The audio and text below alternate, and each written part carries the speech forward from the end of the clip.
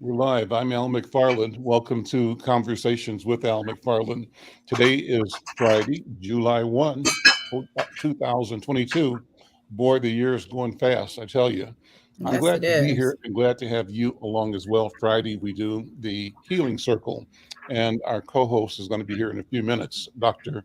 B, we call her, Dr. Bravada Garrett-Akinsanya, who's the principal at the African American Child Wellness Institute and the owner of Brakens Consulting and Psychological Services, joining us shortly. But her colleague, our leader as well, Dr. Oliver Williams. Dr. Oliver Williams is here and always want to brag about who he is and what he's done. He's the founder and director of the uh, uh, hold it, Institute the for Institute on Domestic Violence. Director of the Institute, I'm reading, that's why, so I read it the proper way. Uh, Institute on Domestic Violence in the African American Community. He's a professor in the School of Social Work at University of Minnesota. His partner and wife joins us from time to time, is also a professor at Metro State University. And when she's here, we're glad that she is here with us. She's awesome in part because she's Boricua, Puerto Rican, and she brings a flavor of the diaspora, the Afro-Latino world to our conversation. And our goal, my goal, is to continually broaden our connections, to have us wake up to the breadth and depth of our connectedness. We end up too often confining ourselves to the silos that we call our neighborhoods or our families or our kin or our political ideology or our cultural understanding. And too often, as often as not, those create parameters, barriers, boundaries that limit our expression, our exposure, our opportunity, our development. My goal, our goal with Conversations with Al McFarlane is to pull back some of those barriers, descriptions, definitions that limit us and have us awaken and be awakened by how we are connected. So, we've had great conversations with our friends in Brazil. We've had great conversations with our friends in Puerto Rico and in Colombia, I think a couple of days ago with Jesus Chucho Garcia was on. He's going to be with us regularly. I see we're being joined right now by Maestre Yoji Sena, who's joining us from Bahia in Brazil. Yeah. Hey, Maestre Sena. And so the idea here is that we are connecting and showing that we are not that far apart. Our experiences are not that different. We ultimately are so connected because we are sons and daughters, mothers and fathers, brothers and sisters. And our experience in those relationships are universal, they're global, and that we are connected. But we have a special connection as people from the African diaspora, those of us on the continent and those of us in North and South America, the Caribbean. In fact, through Maestre Sena, 2 Saturdays ago, we did a special connection with Lagosians, people in Lagos who were Yoruba of Nigeria.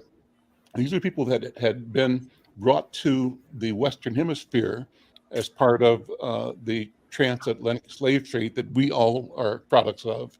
And either through resistance, rebellion, and ultimately when freedom happened, many were able to return to Nigeria, to Yoruba land, and have set up communities in Lagos. And there's been a vibrant, active relationship between the generations that went back to Lagos and those who still remain in Bahia in Brazil.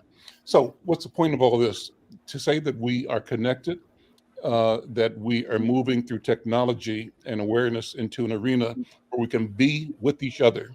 And being with each other, in my view, means we can explore, develop, uh, and and improve our awareness of an African way of knowing, a way of knowing that celebrates our connection to the Creator, to creation, and the essential role we have played at the center of human development. What we've done is nothing less than magnificent, and what we are going to do, what we're doing now, falls in that category as well, if categories are necessary. So there's a joy of being and a joy of opportunity despite the challenges. Pleased to have today on the program Sister Naomi Young, NG Young. She's a artist, does motivational hip hop, and works in media. Her company is called Love Must Be Entertainment. Sister, good to see you. How are you? Thank you. I'm good. Thank you. I'm glad to be here. I'm just so honored to be here So, on the show. well, thank you. And let me just kick it to Oliver, Dr. Williams first. Brenda, first of all, hello to you as well. Uh, Dr. Williams, if you would set the stage for our process, the protocol that we use with the talking stick. Well, one of the things that we want to do is to be able to share the conversation with one another. And as we do it in an African tradition, one of the things that we do is we have a talking stick that, and because we're virtual, it'll be a virtual talking stick as we turn the discussion over to our panelists. And so what I will do is sort of have a discussion about what the topic is supposed to be today. And when Bravada comes on, she'll be able to have a broader conversation to be able to frame it. But what we wanted to do was to be able to talk about mental health in today's healing circle. And with that, I'll sort of have a conversation a little bit about why it's important for us to consider mental health and to be able to address issues that go on in our lives. But one of the things that we get challenged by is that oftentimes people feel as though in the African American community feel some sort of stigmatization associated with mental health. You know, if you go seek some assistance to help think through different things, people don't like the idea of it generally. And they don't like the idea of it because if they have a conversation, people think that you're calling them crazy when you're not. What's going on is that people are helping you think through things, and people are helping to clarify some things or to problem solve. And those are really important things that people need to do to be able to deal with challenges, but also to be able to resolve those issues and those challenges too. So I think the idea of doing seeking mental health when people are in crisis or dealing with challenges or just need to be able to have a conversation with people. Not everybody has a person that they can talk to, but finding someone that has the credentials to sort of guide you through the process is something that I think is real important and that we need to do more of. So that's what I think about when I think about mental health. And I think that there are so many different specializations that people can look at to be able to have conversations with people, to be able to talk them through different things. And it's a wonderful thing. You know, I've been through counseling. Certainly, I've had a practice when I was a little younger where I ended up providing counseling for a lot of people. And I think it's a really helpful thing. A lot of people who are therapists have also been through counseling and use it as a way to be able to not only model, but also to be able to help people to, you know, again, think things through and talk it out. So they're practicing what they preach usually. So with that, I'm going to pass the talking stick to Brenda. Brenda? Good morning. Good afternoon. I guess from the educator's point of view, I worry about the layers that the children are facing right now. Mm. And, often wonder what they are doing for the summer, whether parents and educators are kind of tempering everything that we have gone through, especially for the past 7 or 8 months. It's been tough. And I was surprised to know how many youth, how many millenniums are watching the hearings and asking questions. And I thought that was really good. They had a lot of questions yesterday. They watch a lot of the legal shows on Thursday.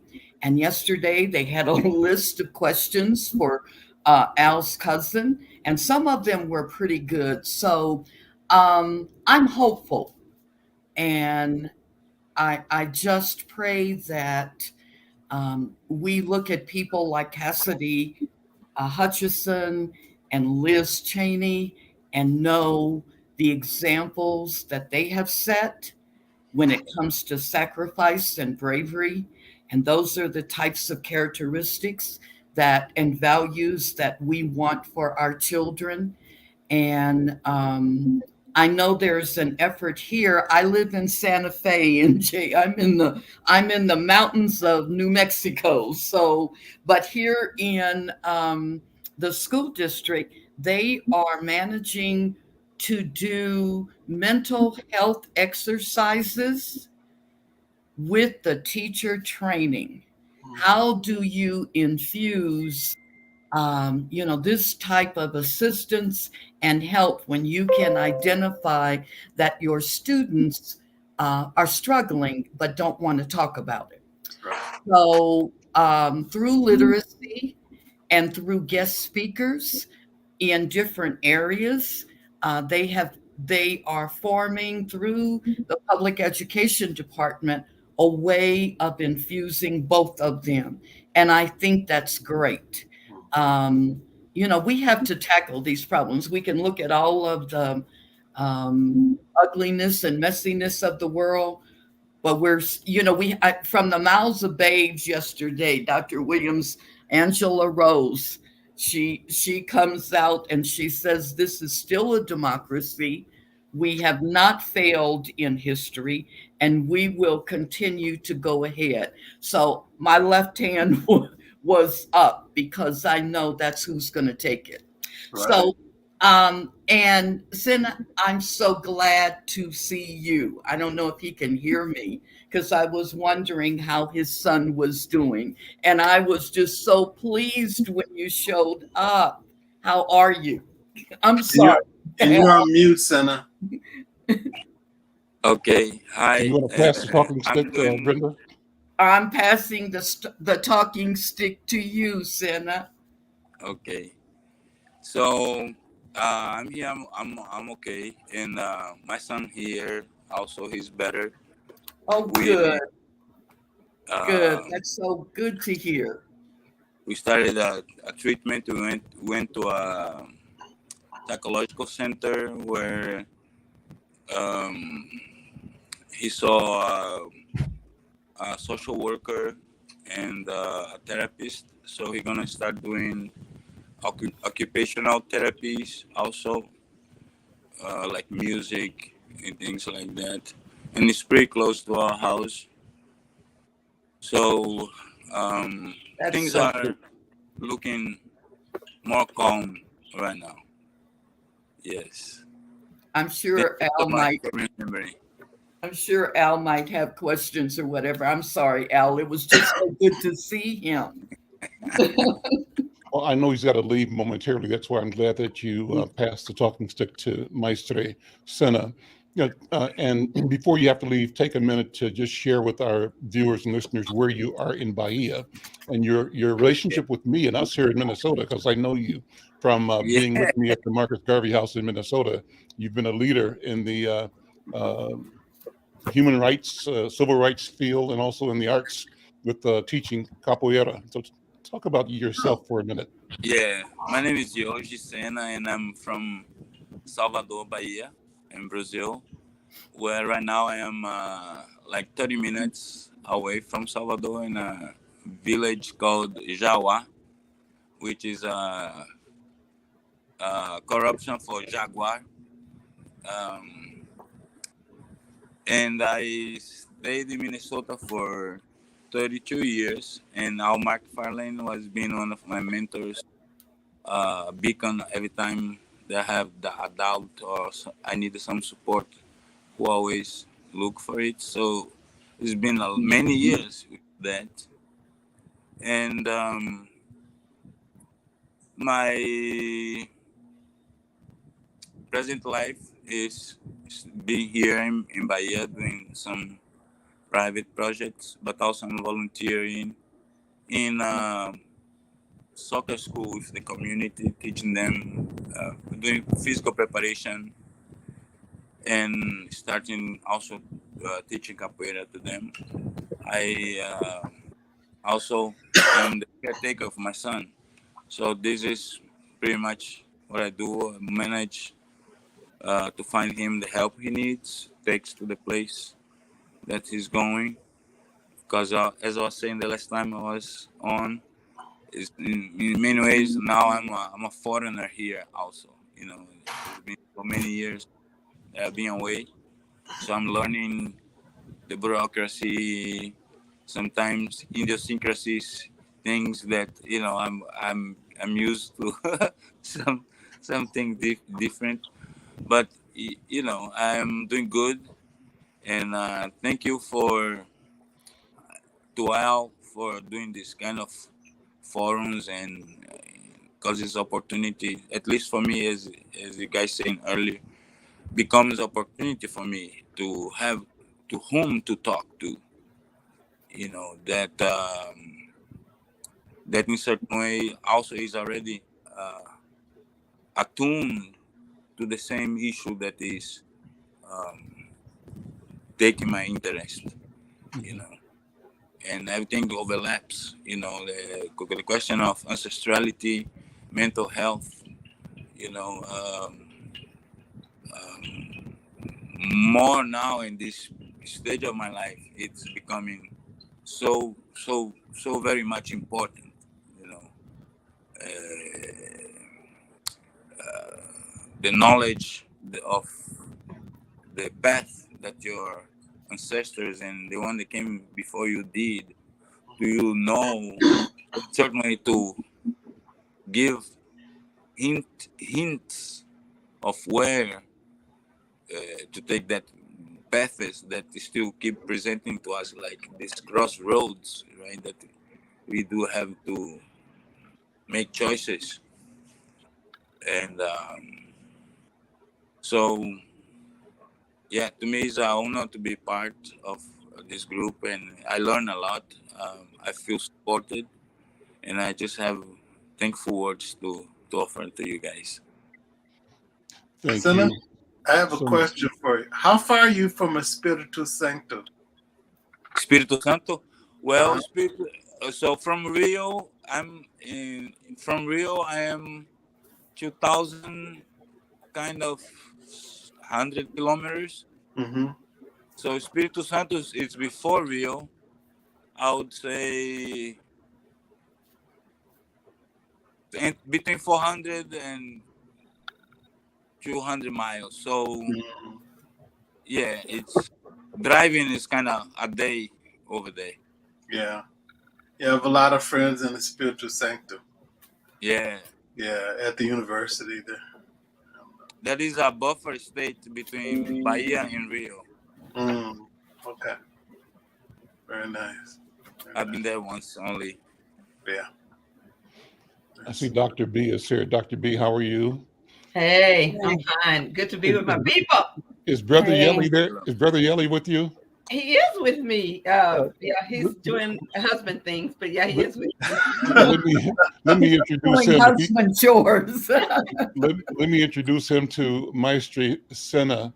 2 weeks ago, Yogi Senna connected me with a number of Yoruba people in Lagos, and we had a wonderful session talking about this experience of the Brazilians who were descendants of the slave trade, Afro-descendientes, who were able to go back to Nigeria and set up a community in Lagos. And as I was enjoying that conversation, I had my brother Garrett-Akinsanya, who's also a Yoruba, in mind. So I wanted him to know that we have this tri-continental connection right now with us here in Minnesota, brother Maestri Yoji Sena in Bahia, and through him, the Lagosian Yoruba community that we are going to continue to develop and build that relationship out. Yeah, those are our people. Our people. Let me take a minute before I bring you back in, Dr. B, and bring in NG Young. She's been here patiently, but radiating positive energy. So for that, I'm grateful and thankful. I want to acknowledge you and invite you to introduce yourself and your work, your organization, Love Must Be Entertainment. And you are focused on what you say on your website is motivational hip hop lessons and media. What's that about? Good afternoon. I'm passing the talking stick to you. Okay. Well, right now, thank you so much for having me here and inviting me to speak. So basically, in a nutshell, the popular image of African Americans, specifically through the media, specifically through hip hop and with rap music, I represent the true hip hop, which is the culture of hip hop. And most don't know that the spiritual and social and musical leaders of hip hop went before the United Nations back in 2002 and said, we want hip hop culture to be recognized by the United Nations as a legal, legitimate, and authentic culture. So what they did, the UN says, fine, we can acknowledge you as a legitimate culture. You just have to come with some principles and guidelines and beliefs that you stand for. And so we, the hip hop leaders, crafted something called the Declaration of Peace, which is a total of 18 principles and guidelines that hip hop culture, those who practice the authentic hip hop culture, live and live their lives by. And so it serves as a guide for behavior in our personal lives, in our professional lives with regard to hip hop. So first of all, those are the 18 principles and guidelines on which I stand and I follow because hip hop is my culture. Rap music is not hip hop. I want to make the distinction between the two. So when people think of rap music, they think of the highly sexualized, violent, misogynist rap. I want you to know, and I want to make this statement while I'm on live, that is not by design. That is not by accident. That is by design. It is purposely used to criminalize the behavior of Black men. It is to objectify and overly sexualize Black women. And what most people don't know about the music industry is, as a period, that 95% of the record companies and radio stations are owned by three corporations: Universal, Warner, and Sony. So Sony, Universal, and Warner, everything is subsidiaries. The record companies are subsidiaries and owned and controlled by these three corporations. And what's interesting about this fact is that not only do they own 95% of the radio stations and record companies that produce the music, which is hip hop, which is the biggest musical genre in the world. It outsells rock and all other genres. So it is it's the most widely purchased music, rap music, and it is the biggest money maker for the music industry. But what we will find interesting is that those three corporations also own, control, and build private prisons. So here is the conflict of interest. I'm going to create the music and objectify women, Black women, and I'm going to criminalize Black men so these people can fill my prisons because no one will feel bad about that. And most, even the artists themselves that put out this music, don't even know that fact. So you can't put out positive, uplifting, motivational music if you have a record contract by one of these three music corporations or by one of the record companies that own and produce them. They also control the radio stations. 95% of them are owned by these three corporations. So with that being said, I just want to clear the air about what hip hop and rap music is and make the distinction between the two. And if a further explanation is needed, think of hip hop culture as Italian culture, right? Italian culture, history, language, people, dress, all of that, the land, the language, everything to do with Italian culture. In relation to what hip hop is to what rap is to hip hop, pizza is to hip hop culture. So just because you eat a pizza or you like pizza or you can get a pizza doesn't mean you understand fully and represent, or you make money off selling pizzas. Doesn't mean that you fully represent and take responsibility for how this culture looks and acts in society. And I take a stand on that. So all my music, all my media, all my messages, all my books is seeking to get people to understand the difference between rap music and hip hop, and how rap music is being used to criminalize the image of Black men. And these so-called reality shows are used to criminalize and taunt and taint the image of Black women. And this is not by accident. This is by design. Great beginning. So what do we do about it? What's the response? How do we organize? The theme today was mental health and freedom. And so what is our path to freedom given the environment that you've described, one that is adversary to our well-being, our health, and that has always sought to marginalize, criminalize, devalue, and ignore our humanity. And even Right. though that's been the case, we have demonstrated a certain power of resilience and a power of hope and expectation, a willingness to, and an ability to withstand, even at a great cost, because we suffer behind this environment that is attempting to erase us, Right. but we are prevailing at the same time. So what, sister, do you think our pathway strategies are for emerging towards and in completion of our purpose and our mission? Yes, that's a very good question. And I'm sorry I didn't link the two together. I just wanted to preface my talk by talking about hip hop Great, culture. great beginning. Awesome. Okay, Thank you. great. Perfect. Thank you. So back in 2003, and at the Taste of Minnesota on July 4th, 2003, I was the woman with twin children that jumped off the bridge and threw her children into the river. One of my children died. The other one and myself was rescued from a man, an innocent bystander who didn't notice, who almost died himself trying to save us from the water. I was sentenced to 19 years in prison. That was 19 years ago. I was released. I served 15 years of those 19 years in prison. And the thing that helped me, the most important thing that helped to heal my mind, with the exception of my family and the support that I received from from relatives, friends, and loved ones, and even some professionals in the community, what helped me to sustain myself was my art, was hip hop, was the motivational music that I heard in my head when I was in SEG, when I was alone, when I was afraid, when I was abused by the guards, abused by the prison. It was the music, the positive messages and music of none other than KRS-One. When I was alone, I heard his music. When I wanted to give up, I heard his song Never Give Up. When I wanted to, when I had doubts about what my future would bring, he told me to visualize it and it will happen. So through this positive messages in media that this person has and used and devoted their whole life to the betterment of humanity using the media, I seek to model that behavior. I seek to share my story with other people, because it's one thing to have textbook knowledgeability and academic awareness on a cursory level or even on a deep professional level. It's really hard to get people who don't understand mental illness or who don't see a way out of it if they have a lived example of a living example of what that means. And if this person can survive the most horrific time in her life, and both during the event and subsequently, and she made it and she forgave herself, and she's a businesswoman, she's an artist, she's an author, and she's using every single device, every medium at my disposal to spread the message of bettering ourselves whatever way we can by going within.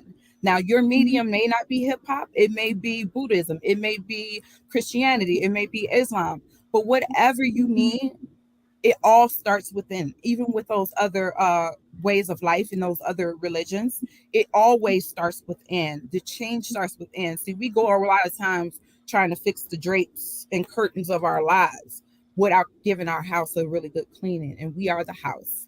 The drapes, this is just window dressing. This is not the real me. But the real me inside had to heal the real me inside so I can reflect that beauty, that survival, that resilience on the outside. And for me, it was hip hop. For you, it might be, or for others, it might be something else. So anyway, I'm having an event this July 4th to turn that day around for me in my own mind. It started as an idea, which I went over with Dr. Bravada. And I said, I want to take this day that was so horrible for me every year for the last 20 years.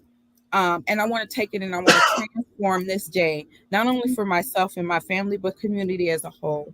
So the Good Vibes event is taking what we already do on the 4th, out in the park, barbecue and having a good time, listening to music, and combine that with resources that are already present in the community, such as Dr. Bravada. And because it's so many reasons why Black folks don't get help. And one of the most deterring ones to getting mental health is that you actually break through all the many barriers that Black people have to getting care. You make that appointment, you go into that appointment, and you sit down at the appointment sitting across from somebody who doesn't look like you. So now it becomes a session of trying to explain the life of Black folks in order for you to treat me. And it's very ineffective. And over 95% of mental health providers are Caucasian or some other races. And because we don't have people that look like us, we don't have people to share our experiences. How are you going to help me and you don't understand me? And I'm not saying this is true for all mental health providers that are not African American, but it is a large disparity. And it's one of the reasons why people don't get help. Even if they go, that person that went to that appointment with that Caucasian or doctor or therapist, and they don't understand them and they have to explain things and they don't get a grasp of cultural issues that affect us and our communities, how are they going to effectively treat you? So that person usually does not return for care. So with Good Vibes, we're putting people who are culturally competent, not only in the areas of mental health, but all forms of healing. Because I look at mental health healing as a holistic thing, not just taking meds, not just going seeing a therapist, but a complete change around in your lifestyle. And that lifestyle, to me, that positive lifestyle that I live, that allows me to live, make music, write, produce, and all the things that I do for myself and my community comes from my lifestyle of hip hop. And that's how I integrate the two between mental wellness and positive hip hop culture. What a wonderful testimony. Thank you for being here. Thank you for sharing. What we do is we ask the speaker to pass the talking stick so you can choose who you want to follow you in this conversation. I'm going to go with Dr. B. Oh, thank you. I was going to say, I want to stick. Because what thank you so much, Ashe sister. What you just taught us is that there is a way. There is a way toward healing. We don't have to get stuck. We can make choices that empower us. And just like Harriet Tubman, we can go back like the Underground Railroad and do it on top of the ground and get back our people and take them with us to freedom. And that freedom that we're talking about today is exactly what Sister N.G. Young exemplifies. That's a freedom from holding on to the past mistakes, past issues. And I like what she said, because what she also emphasized is that when she was at that space of taking her own life and taking that of her babies, she was crying for freedom on the 4th of July. And that real freedom, that liberation comes when we have family members who have mental illnesses and we can see it and we don't step in and care for them. We can see it because we are Minnesota nice and we can't say nothing. But the key is when we hug and love and care for one another. That sister is an extension of all of us, not just Black women, all of us. And any of us who go through the vulnerabilities and the troubles and the woes that we have as Black people, who feel like we are not entitled to the right to be well, who feel like there's no choice for us. I'm excited to say there are choices. And it's plenty of us who are Black psychologists, many of us here in this city, enough for y'all to come and get some help. And so the key to me and what she just said is joining that beautiful program she's got planned for us for on 4th of July. We don't have to worry about folks shooting up or shooting guns or acting a fool. Come on out, bring your children. Let's have balloons. Let's visit. Let's have things to talk about. And I know that my husband and I will be there. I know that friends from the Black Psychologists will be there. I know folks from my staff are going to be there. They look like you, they feel like you, and they're ready to listen to any problems. So reclaiming this day of freedom.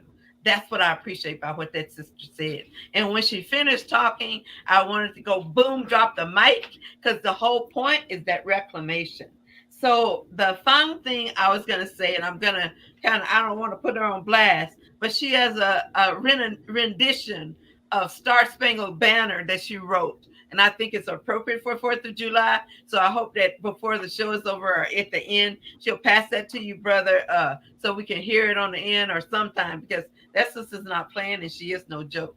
So welcome to the Healing Circle. And I'm so glad you're here, Sister N.G. Young. And I'll pass the mic back to let me pass it to my sister. Here's Sister Brenda. I'm giving you the mic.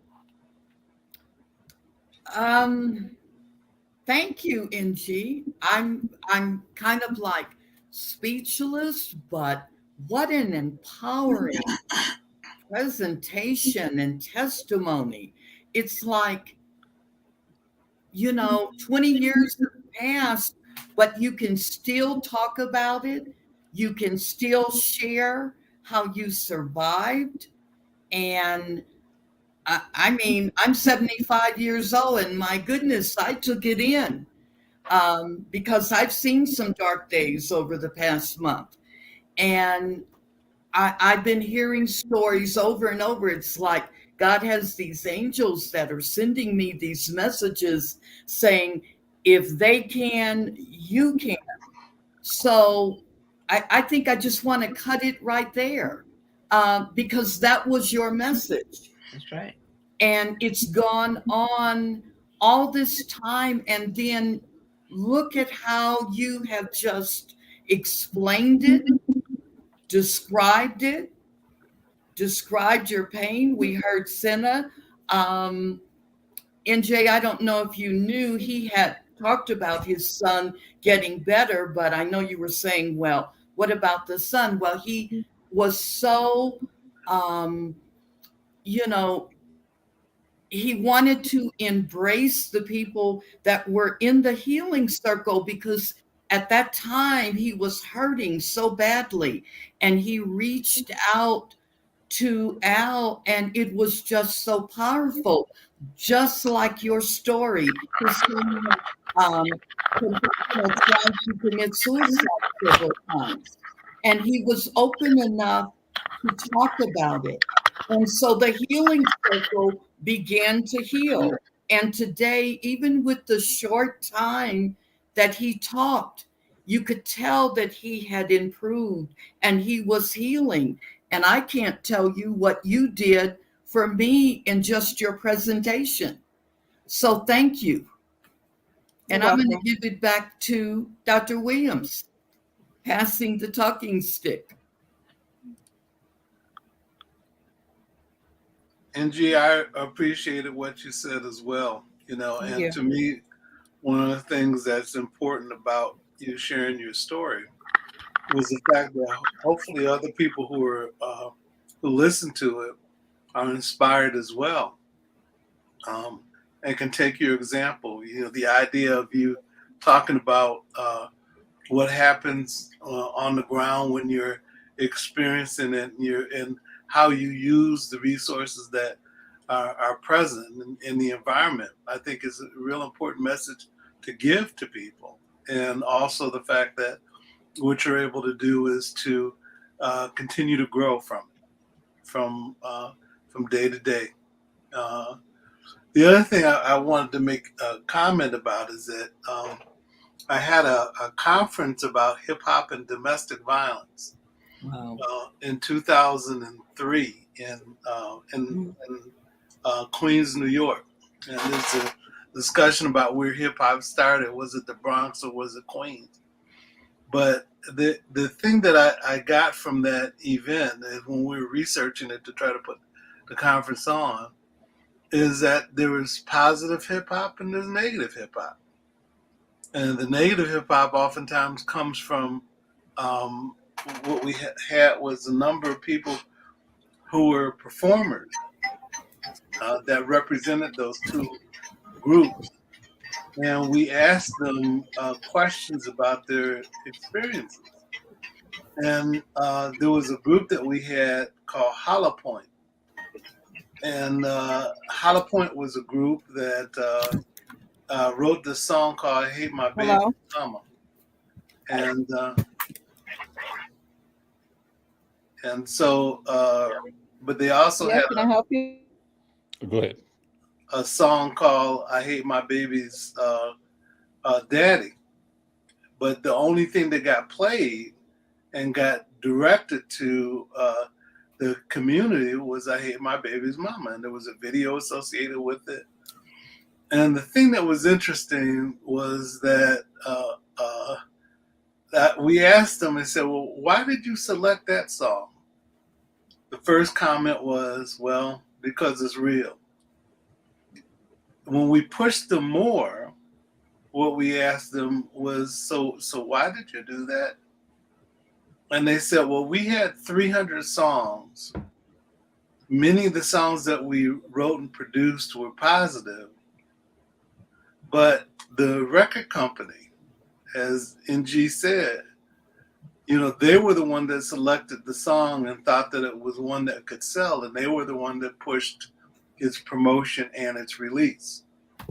So this comment about what happens in terms of the negative images is something that's real important, that is corrected, that it's not something necessarily that's pushed by the artist, but it was encouraged by the record company about what they wanted to be able to put out. But there's also positive hip hop. You talked about KRS-One as an example of positive hip hop. I remember one of the songs that he did was about Mandela. And he talked about, was it Mandela's not free? Mandela's not free, can't even live and vote in his own country. And a number of songs and artists that we had some positive hip hop at the event. I have a colleague that danced in the Dance Theater of Harlem, and she did a dance to spoken word. We had the grandmother of hip hop, as well as some of the people who were part of the last poets who were at the event, and talked about the precursor to modern hip hop, but also the elements and what the intention was to be able to do the things that they were doing.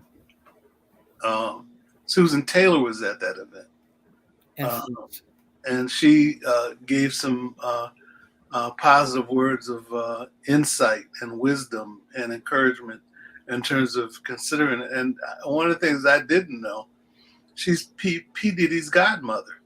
And so anyway, a lot of things associated with it, but there's negative aspects to hip hop, but there's positive aspects to hip hop.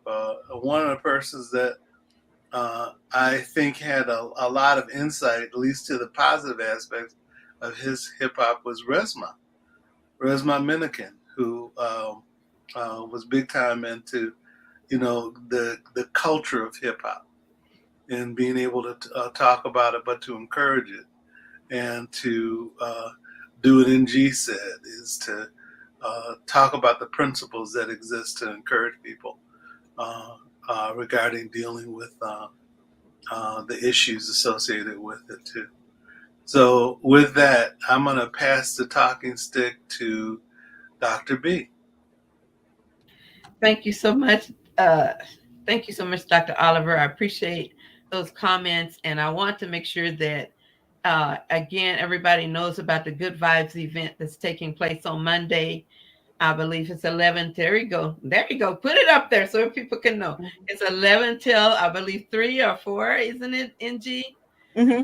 Yeah, 11 to 5, but people probably, we're having raffles. We're raffling.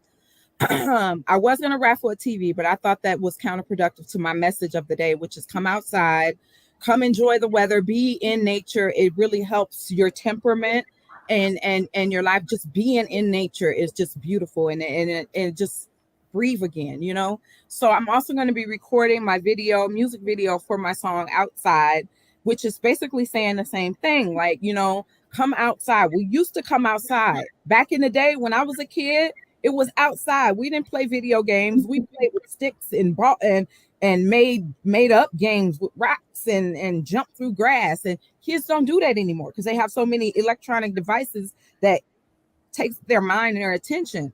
So I want to raffle off a brand new bike for people just to ride around. Then we're going to raffle off $200 tickets, $200 gift cards.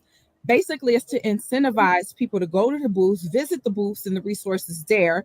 They're going to give them a raffle ticket. The more booths they visit, the more raffle tickets they'll get, and more their name is more likely to win one of those 3 prizes. So that's what we're going to do to incentivize learning about mental health. And then the last drawing for the bike, we're going to have them do some true or false questions about the facts about mental health.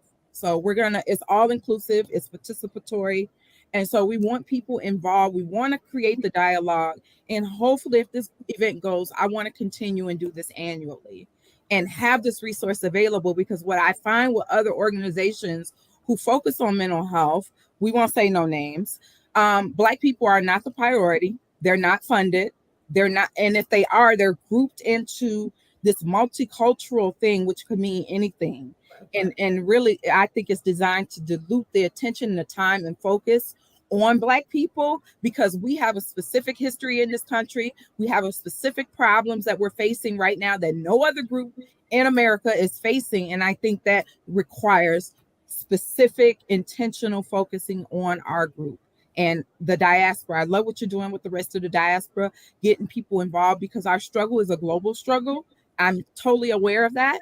And I really appreciate that. And we want all people of African descent in a diaspora to get the help that they need. And maybe this will create like a ripple effect that will ripple out, and people see they can take up their own good vibes in their community, their own resources that are already there. Let's pull those out and bring them before the people. Because what I find about positive hip hop, it also parallels to mental health care. The positive hip hop, you have to search and dig for, but the ones that the negative hip hop is so blatant. It's right there. They market it, they push it, and it's in your face. And all those positive artists that focus on family, community, and the issues in our community are not pulled up to the forefront. So we don't even know that they exist. So the only reason why I haven't been signed yet is because I refuse to have my music model what I believe is very destructive and harmful to our community. Thank you, sister. And I'll pass the mic to our illustrious leader and connector to the community, the high elder amongst us, Brother Al McFarlane.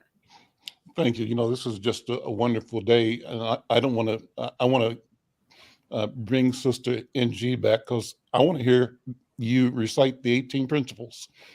Great that you said it. I want to hear them, number one, and have you take the time you need to explain, you know, how they guide and strengthen your life, your path, provide sustenance, motivation, and confirmation of who you are and why you are here, what your life has meant and is becoming as you proceed moment by moment into the future. And then I wanted also, Dr. B mentioned you've got, why don't you talk about your produce, your products. You mentioned early on your books and your films.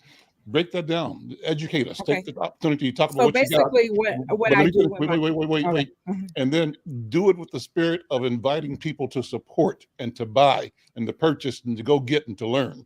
So this is about developing and growing your business as well. Right. And then the final thing, sister, is if you got a piece that you want to share, Dr. B mentioned your national anthem piece. If that's something that's already on a file on your computer that you want to share, you're welcome to. If you want to do it a cappella, you want that or anything. I think I need the music, so I could just go on YouTube or a poem, or if you want to do something, this is your time. So don't threaten me with a good time. Don't threaten me with a good time. I'm gonna pass the talking stick back to you now. Okay. So what I'm going to do is I'm going to share the national, what I call a national answer. Basically, I wrote this right after I saw the George Floyd murder. You can't call it nothing, but that's what it is. Let me see.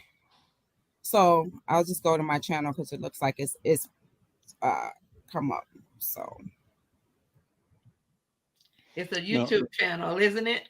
yeah, and I'm just going to my videos now. And we shouldn't have any copyright issues since you are the creator of it. I am the creator. This is my, and Star Spangled Banner is fair use, the music for it.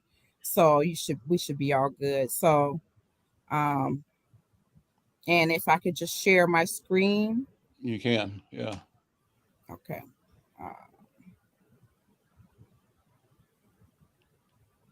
One of my cousins wrote a play about you.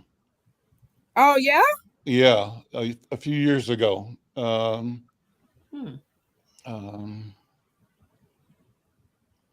she live here? Here, yep. Here, and she's a filmmaker now out in California. But she was doing film and creativity out of Pillsbury Theater years ago, and she did a piece specifically about your story that was powerful. Yeah. Wow. Well, I hope maybe next year we can get her back for good vibes. Yeah. Can y'all see my screen yet? Not yet. Yeah. Oh, okay. So let me see.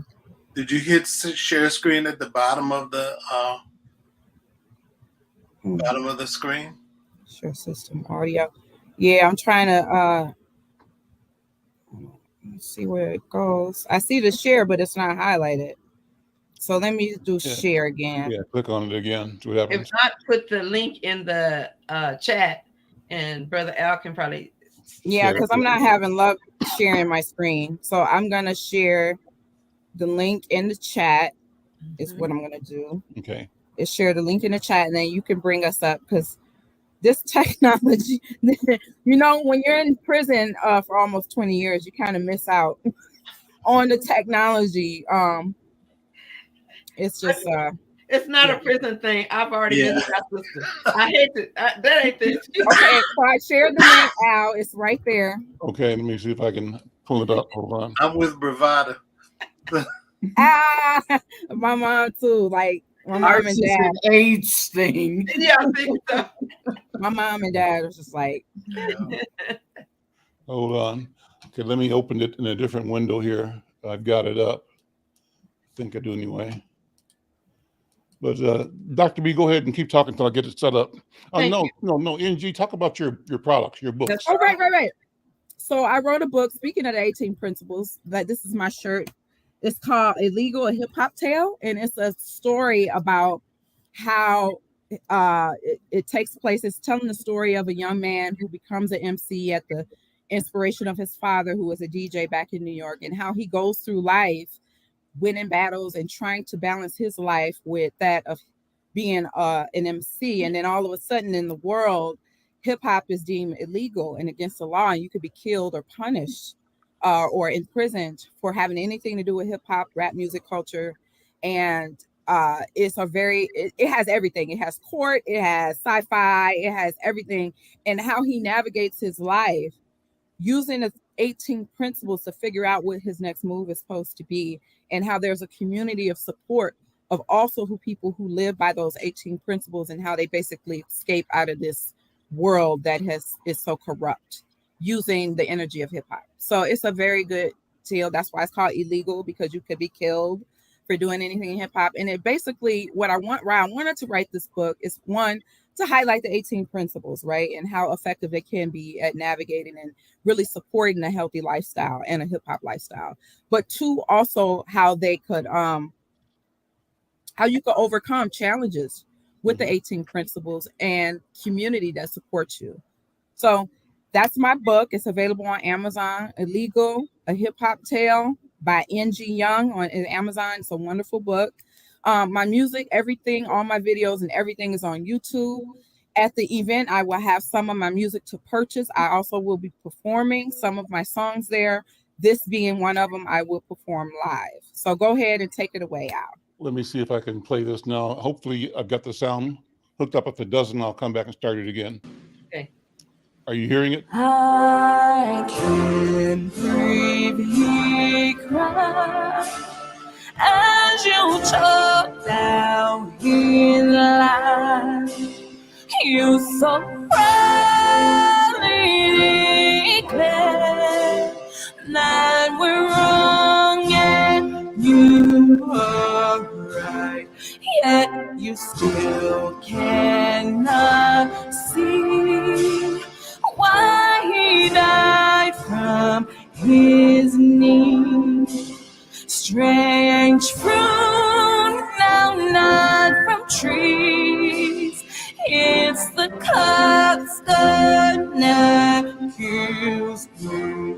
It's not raining, no fire, still shoot, no gun there. It's proof, it's the same shit. You just changed the method.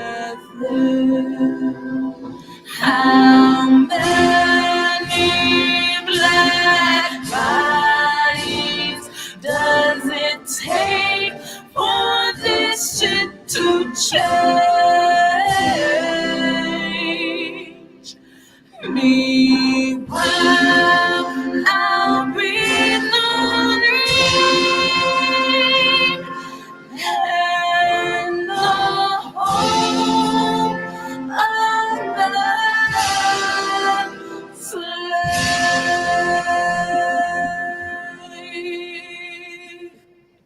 Oh boy. Whew. That's all I can say is the fist. Well, you don't want to go to my next one. You can cut it out now. Okay. It's my meditation song. So Wow. There we go. There we go. Wow. Amazing. Oh, Amazing. thank you. Thank you very much. Yeah. So wow. I hate to cut this short, but I really got to go. I got another meeting and I'm actually late for it. I'm so sorry. This is short notice, but I'm glad I could come on. I want to come back, Al. You got to have me on because my stuff goes deep. I go deeper with everything. Right. I go deeper with what happened to me and my twins. I go deeper with what's happening in our prisons that we have no radar on. Let's do it. And I do want to talk about this, and I hope you guys will support anybody that's listening. It's free. We're having free food, free entertainment. We're having raffles, and we're having the most important element. What we need is people in the community, the resources that I have used personally to promote wellness in my healthy lifestyle. So they're here. I want you to know they're here because I didn't know they were here because we're not talking about mental health as a community, but I'm hoping good vibes will change this. Beautiful.